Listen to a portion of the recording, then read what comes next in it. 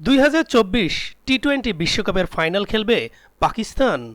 প্রিয় দর্শক, অনুরোধ রইল ভিডিওটিতে একটি লাইক দিয়ে আমাদের ইউটিউব চ্যানেলটি সাবস্ক্রাইব করে দিবেন এবং ভিডিওটি সম্পর্কে আপনার মূল্যবান মতামত কমেন্টস করে জানাবেন। সম্প্রতি পাকিস্তান ক্রিকেট নিয়ে ভবিষ্যৎবাণী করতে সাধারণত একটু ভয়েই থাকেন ক্রিকেট বিশ্লেষকরা।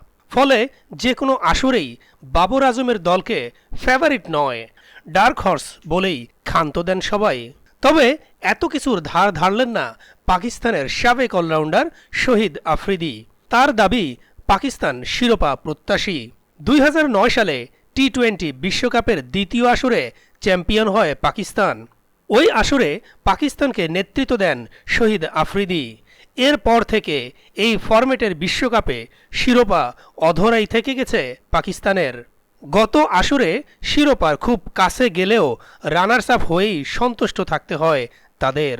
এবার আরও একটি টি-20 বিশ্বকাপের দুয়ারে পাকিস্তান। তবে সেরা ছন্দে নেই ক্রিকেটাররা। তাছাড়া বারবার নানা পদে অদল বদলের ফলে গুছিয়ে ওঠাও হয়নি।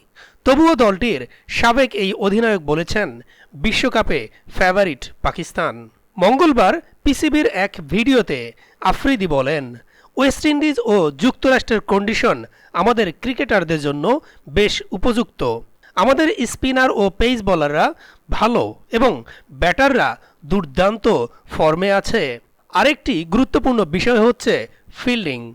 সেজন্য প্রতিটি সুযোগকেই কাজে লাগানো উচিত। অধিনায়কত্ব নিয়ে গত কয়েক মাসে কম নাটকীয়তা হয়নি পাকিস্তান ক্রিকেটে। তবে সব ভুলে বাবরের নেতৃত্বে সুসংহত হওয়ার পরামর্শ শহীদ আফ্রিদির। তার আশা সবকিছু ঠিক থাকলে বাবরের অধীনেই ফাইনাল খেলবে পাকিস্তান। আফ্রিদি বলেন, পুরো দলেরই উচিত বাবরকে সমর্থন দেয়া, বিশেষ করে সিনিয়রদের। যখন অধিনায়ক কোনো সিদ্ধান্ত নেবে তার উচিত ভয়হীনভাবে সেটা নেয়া। আমি আত্মবিশ্বাসী যে পাকিস্তান বিশ্বকাপের ফাইনাল খেলবে।